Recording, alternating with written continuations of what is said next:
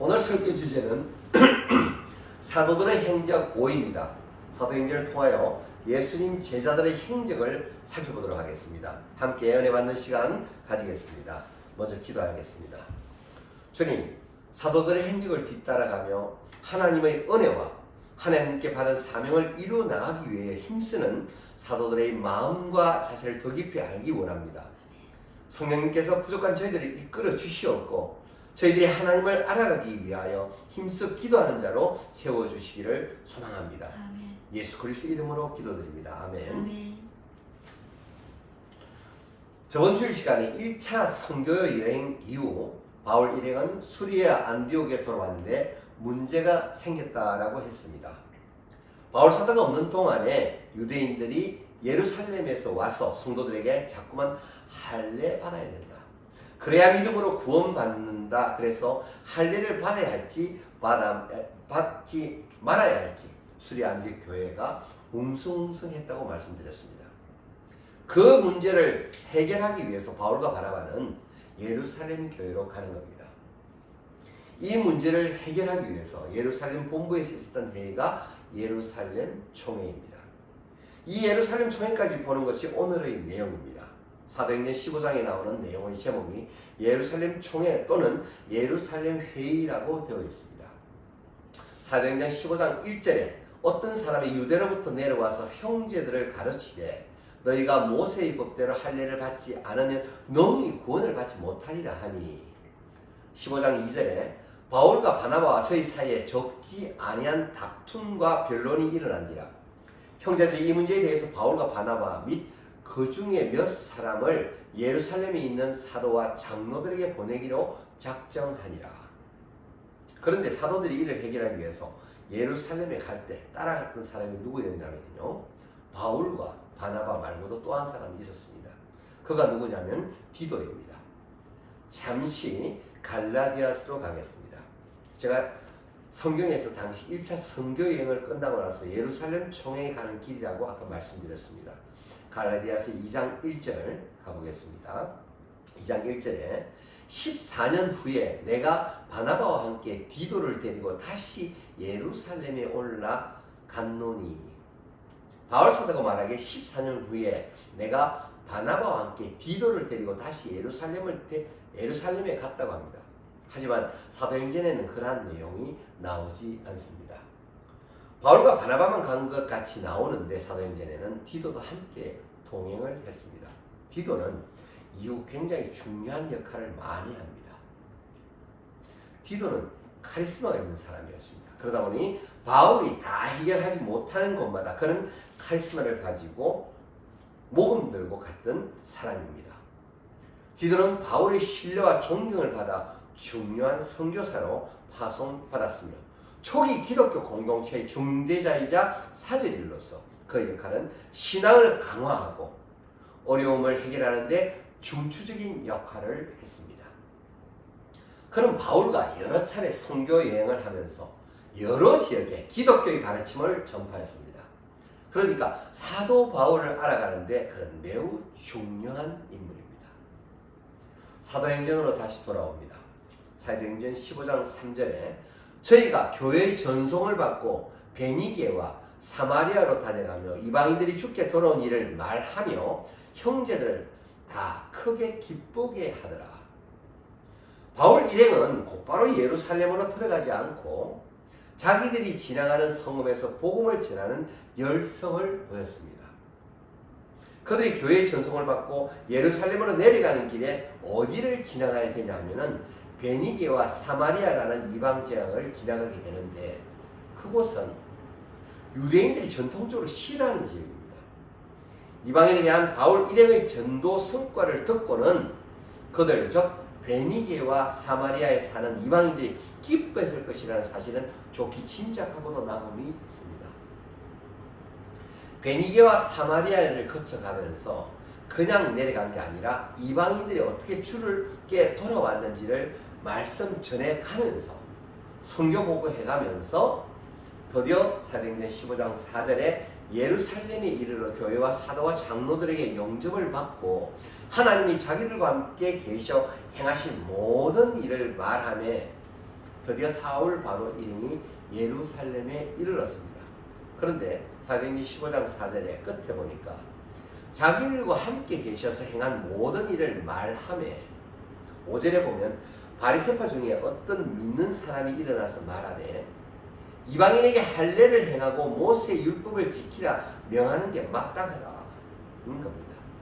당시 예루살렘 교회 안에 바리새파 출신 개종자들도 있었다는 점은 기독교의 세력이 상당히 확장되었음을 시사하고 있는 바입니다. 그런데 사도행전 15장 6절로 7절에 사도와 장로들이 이 일을 의논하러 모여 많은 변론이 있으므에 베드로가 일어나 말하되 형제들아 너희도 알거니와 하나님이 이방인들로 내 입에서 복음의 말씀을 들어 믿게 하시려고 오래전부터 너희 가운데서 나를 택하시고 베드로는 여기서 고넬료 사건을 경험한 것을 총회에서 그가 말하고 있습니다. 베드로 본인도 예전에는 할례 받아야 된다 이렇게 얘기했던 사람인데 그 사건을 경험하고 나니까 사도행전 15장 8절에 마음을 아시는 하나님이 우리에게와 같이 이방인에게도 성령을 주어 점거하시고 15장 9절에 믿음으로 저희 마음을 깨끗이 하사 저희나 우리나 분간치 아니하셨느니라. 즉 믿음으로 그들의 마음을 깨끗이 하사 우리나 이방인이나 차별하지 아니하셨다는 것을 알았다는 겁니다. 15장 10절에 그런데 지금 너희가 어찌하여 하나님을 시험하여 우리 조상과 우리도 능히 매지 못했던 몽해를 제자들의 목에 두르느냐. 이 말씀은 우리도 능히 매지 못했던 힘든 멍에를 제자들의 목에다 두는 것이 마땅하겠느냐. 그것이 옳지 않다고 베드로가 말합니다. 우리도 율법 다 지키지 못하면서 그들에게 율법의 명예를 매게 하는 것이 옳지 않다는 것이죠. 사도행전 15장 11절에 우리가 저희와 동일하게 주 예수 은혜로 구원받은 줄을 믿노라 하니라. 그것이 옳은 것 같다. 즉 유대인이나 헬라인이나 동일하다고 얘기를 하고 있는 겁니다. 그런데 거기서 덧붙여서 또 한 사람의 정인이 얘기를 합니다. 사도행전 15장 13절에 말을 마치매 야고보가 대답하여 가로되 형제들아 내 말을 들으라. 여기서 야고보는 예수님 친동생입니다. 베드로는 예수님의 수제자지만 다른 제자들보다는 예수님의 혈육이 당시 하는 말이 더 큰 영향력이 분명히 있었겠죠. 또한 예수님의 동생인 야고보는 당시 예루살렘에서 존경받는 지도자의 위치에 있었던 것 같습니다. 그 야고보가 정리하듯이 얘기를 합니다. 사도행전 15장 14절에 하나님이 처음으로 이방인 중에서 자기 이름을 위할 백성을 취하시려고 저희를 권고하신 것을 시몬이 고하였으니 여기서 베드로를 야고보는 베드로의 옛 이름인 시몬이라고 부르는 것을 볼 때 두 사람 간에 상당한 친분관계가 있었을 것으로 판단됩니다. 즉 이 말은 조금 아까 당신들이 들었지 않냐? 시몬이 말한 것이 분명히 옳다. 베드로가 말한 게 맞는 말이다라고 말을 하며 사도행전 15장 15절에 뿐만 아니라 선지자의 말씀이 이와 일치하도다. 이 말은 베드로가 경험했다는 것이 그 사람의 일반적인 개인적인 경험이 아니라 이미 구약에 기록되어 있는 것임을 말합니다. 즉 이방인 성경에 대해서 성경에 이미 기록되어 있다는 겁니다. 그럼 어디에 기록되어 있냐면은 아모스 선지서를 저희들이 보겠습니다. 아모스 9장 11절로 12절 보겠습니다. 아모스 9장 11절로 12절에 그날에 내가 다윗의 무너진 천막을 일으키고 그 틈을 막으며 그 퇴락한 것을 일으켜서 옛적과 같이 세우고 저희로 에돔의 남은 자와 내 이름으로 일컫는 만국을 기업으로 얻게 하리라. 이는 이를 행하시는 여호와의 말씀이니라. 아멘. 아멘.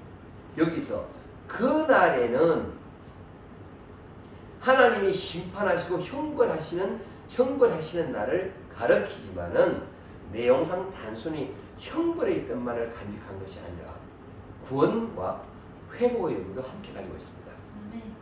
또 본문에서 다윗의 무너진 장막을 일으키고 그 틈을 막으며 라고 했죠. 이것은 하나님의 형벌을 받아 쇠하게 된 이스라엘을 영적으로 소생시키고 회복시키겠다는 말씀입니다.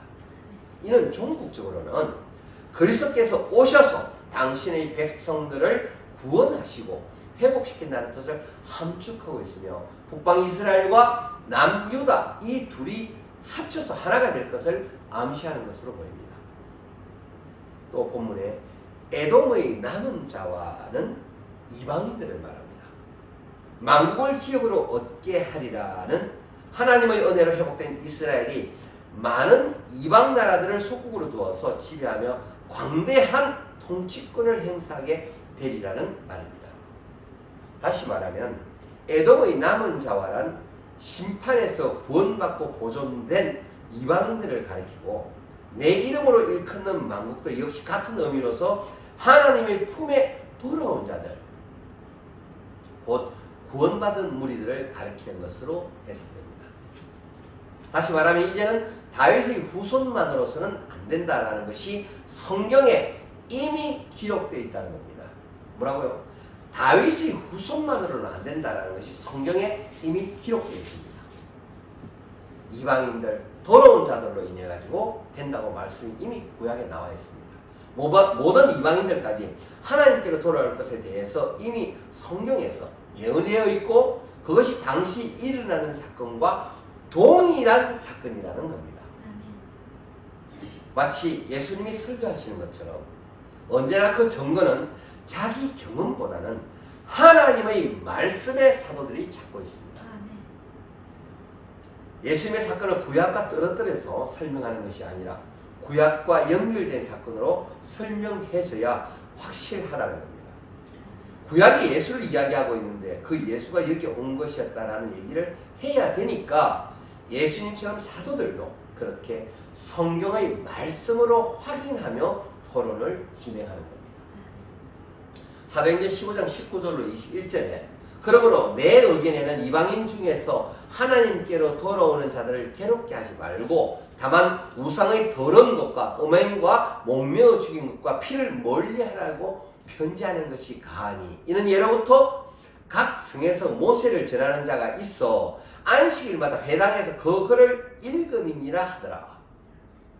사실 이 부분은 예루살렘 총회의 의제를 총정리하고 있는 거나 마찬가지입니다.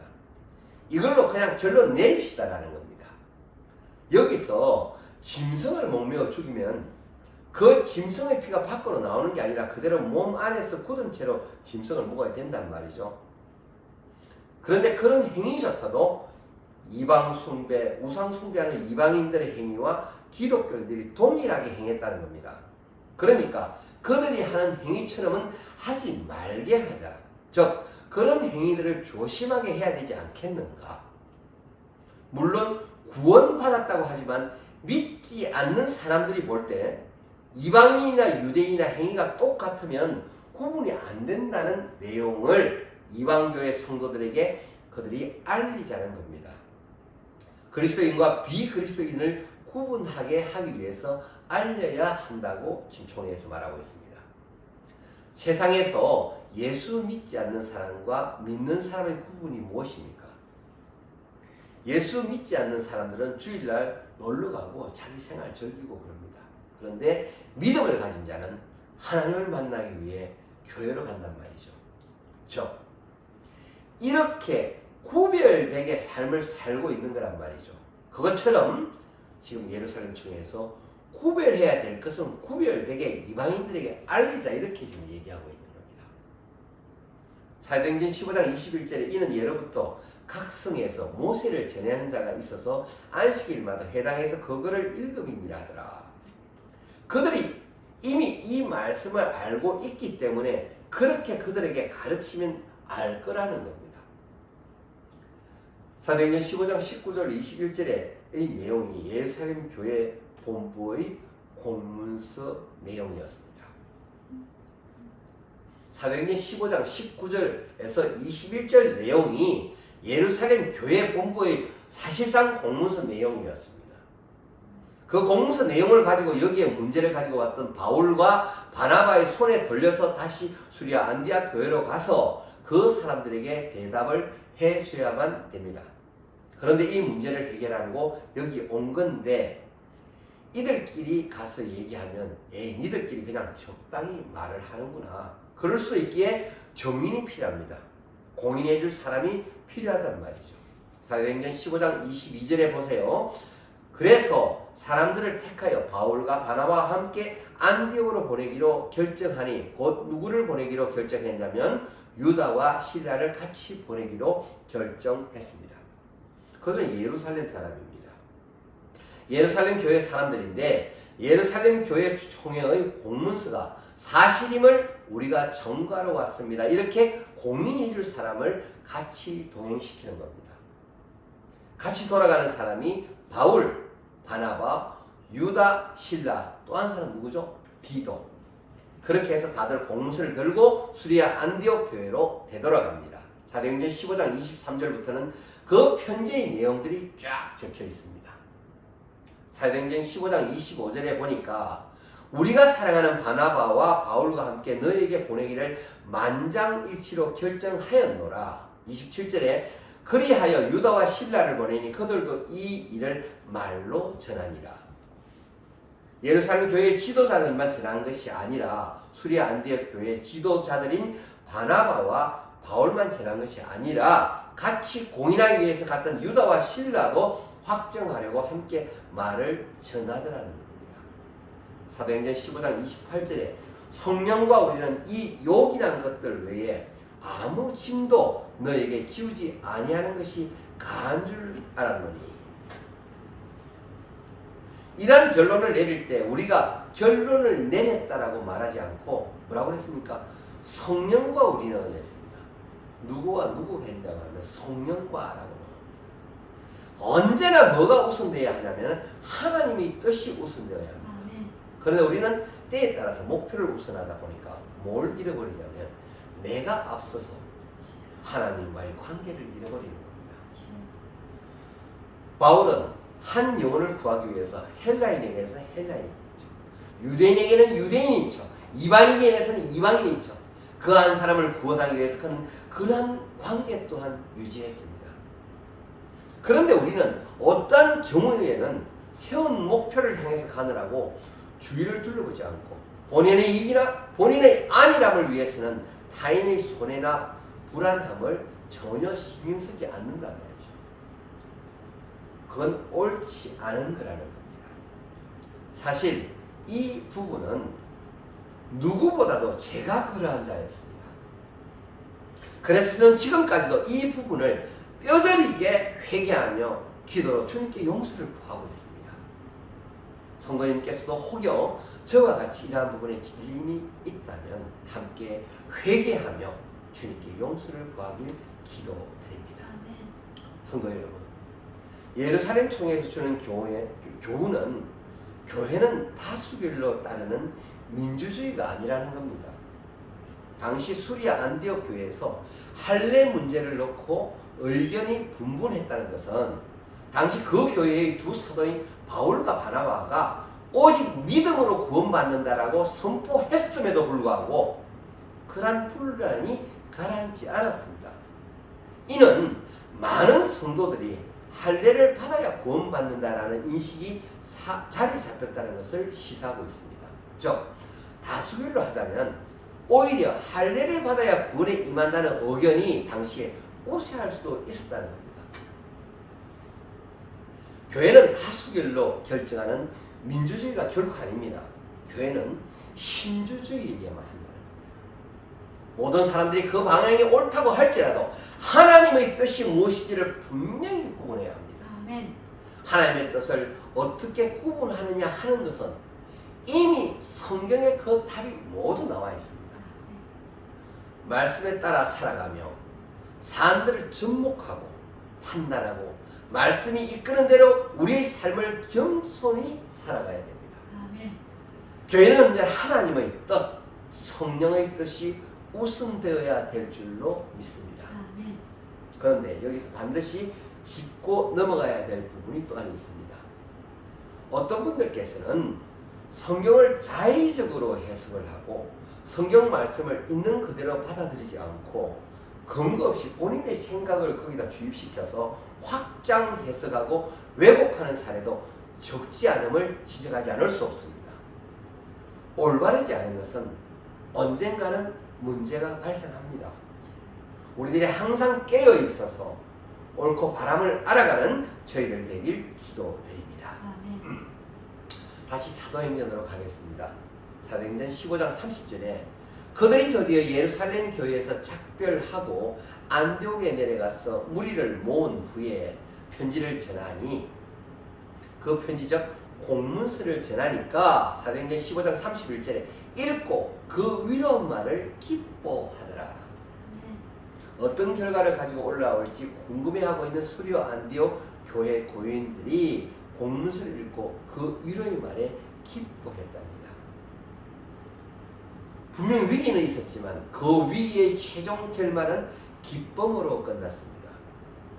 성령님과 더불어 의논할 때 이러한 결론에 도달할 수 있는 겁니다. 만일 성도 여러분 사이에서도 어떤 그러한 다툼이 있을 수 있다면 함께 기도하셔야 됩니다. 사도행전 15장 35절에 바울과 바나바는 안디옥에서 유하며 다수한 다른 사람들과 함께 주의 말씀을 가르치며 전파하니라. 여기까지가 예루살렘 총회의 내용입니다. 성도 여러분, 주님의 몸이 하나이기에 하나의 교회밖에 없다는 이것은 교회의 통일성입니다. 반면 어느 곳에나 누구나 참여가 가능하기에 교회는 보편성을 가지고 있습니다. 사도행전 15장까지는 이 두 가지 특성을 인정을 했습니다. 하지만 당시로부터 20년이 지난 이후 예루살렘 교회는 이방인 교회를 하나님의 교회로 인정하지 않으려는 움직임을 보입니다. 사도 바울이 이방 세계에 전한 복음과 교회의 통일성과 보편성을 잃어버리게 되는 모순에 접하게 되는 것입니다. 이는 하나님의 나라의 확장과 교회의 복음 전도와 관련하여 볼 때 큰 위기를 맞이하게 되는 것입니다. 사도행전 15장 36절부터는 2차 선교 여행이 시작됩니다. 2차 선교 여행은 굉장히 중요한 의미가 있습니다. 바울이 평생 함께할 동역자들을 여기서 만납니다. 2차 선교 여행 중에서는 루스드라 지역에서 디모데를 만나고요. 드로아라 가는 곳에 가서는 누구를 만나냐면 누가를 만납니다. 누가와 바울과의 만남은 굉장히 중요합니다. 왜냐하면 누가가 사도행전을 썼으며 그가 또 복음서를 썼고 사복음서 중 신약 성경의 거의 반을 차지하는 성경을 누가가 쓰게 되었습니다. 성경에는 사도 바울과 누가의 만남에 대해서 정확한 기록은 없습니다. 누가의 이름은 바울의 후기 서신에서 3번이 언급되는데요.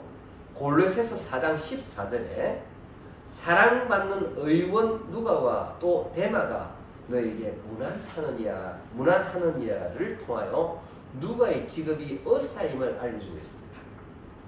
빌레몬서 1장 24절에 마가 아리스타고 데마와 함께 바울의 동역자로 누가가 소개되고 있으며 디모데후서 4장 11절에 누가만 나와 함께 있느니라 라고 기록되어 있습니다. 따라서 바울과 끝까지 동고동락한 의사로서 바울의 건강을 돌보며 동역한 신실한 인물이었음을 우리가 알 수 있습니다. 바울과 누가는 언제 어떻게 만나고 누가는 언제 믿음을 가지게 되었나를 알 수 있는 성경 내용을 한번 알아보겠습니다. 사도행전 16장 10절입니다. 사도행전 16장 10절에 바울이 그 환상을 보았을 때 우리가 다시 읽겠습니다. 바울이 그 환상을 보았을 때 우리가 곧 마게도냐로 떠나기를 힘쓰니 이는 하나님이 저 사람에게 복음을 전하라고 우리를 부르신 줄로 인정하노라. 여기서 처음에 우리가 뒤에 우리를 그랬습니다. 즉 저자인 누가가 바울의 일행인 것을 이 동에서 알 수 있는 내용입니다. 그런 누가를 2차 선교 여행 중에 바울이 만난다 이 말이죠. 그런 다음에는 빌립보에 가서 자주 장사를 하는 루디아를 만납니다. 루디아는 부자였습니다. 바울에게 있어서 평생의 후원자였습니다. 그 다음에 고린도에 내려와서 아굴라, 브리스길라 부부를 동역자로 만납니다. 그런 사람을 만난다는 것은 하나님의 일을 함께 감당한다는 의미에서 중요한 의미가 있습니다.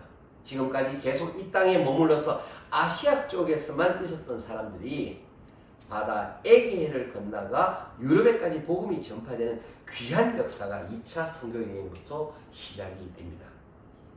AD 50년에서 52년이 사도 바울의 2차 전도여행 기간입니다. 언제부터요? AD 50년에서 52년이 사도 바울의 2차 전도여행 기간인데 바울 서신이 전도여행을 끝나고 바로 기록됩니다. 데살로니가 전서가 AD 53년경에 쓰여지고요. 데살로니가 후서가 AD 54년경에 고린도 교회에서 기록이 되어집니다. 갈라디아스가 AD 56년경 3차 선교 여행 중에 에베소 또는 마게도냐에서 기록됩니다. 이처럼 2차 선교 여행은 사도들의 사역에서 매우 중요한 과정입니다. 성도 여러분, 이걸 염두에 두시고 다음 주일에는 2차 선교여행을 통해 사도들의 행적을 하나하나 따라가 볼 것입니다. 바울의 여정을 통해서 알 수 있는 것은 하나님의 일을 위해서는 그가 죽음도 불사했다는 겁니다. 우리들도 죽음을 불사하고 하나님의 일을 해나가겠다는 마음을 갖고 있다면 하나님이 우리들을 보호하시고 아멘. 귀하게 쓰실 줄 믿습니다. 아멘. 하나님의 마음을 품은 우리들이, 예수님의 마음을 가슴에 품은 우리들이 하나님이 원하시는 일꾼 되어 사도 바울의 이전의 사역들을 이어서 해나갈 수 있기를 하나님께 소망드립니다. 아멘. 우리들이 섬기는 교회를 위해서도 또한 우리가 섬기는 가정을 위해서도 정성을 다하기를 소망드립니다. 아멘.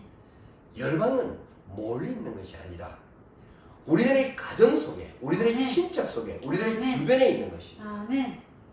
그 열방을 향하여 생명이신 하나님의 말씀을 전하는 우리들이 되었으면 좋겠습니다. 아멘. 우리들이 그러한 사명을 능히 감당할 수 있도록 하나님의 은혜를 구합니다. 아멘. 오늘 설교의 마지막 부분으로 우리들의 죄와 회개와 성령의 역사심에 대해서 함께 나눠보고자 합니다. 우리는 우리 스스로가 죄인임을 알고 있기에 그 죄악들을 회개하기 위하여 신앙인들은 기도로 나아갑니다.